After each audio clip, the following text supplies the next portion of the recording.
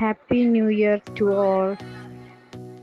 ഞങ്ങളിപ്പോൾ ഉള്ളത് Kanhangad Rahmania bakery and റെസ്റ്റോറൻറ്റിലാണ്. ഇവിടുത്തെ ഫുഡ് ഞങ്ങൾ ഫസ്റ്റ് ടൈമാണ് ട്രൈ ചെയ്യാൻ പോകുന്നത്. അപ്പോൾ എങ്ങനെയുണ്ടെന്ന് നോക്കാം അല്ലേ.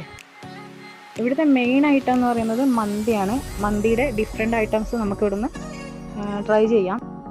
ഞങ്ങൾ ഓർഡർ ചെയ്തത് 2 ടൈപ്പ് മന്തി, പിന്നെ ഒരു ബിരിയാണി.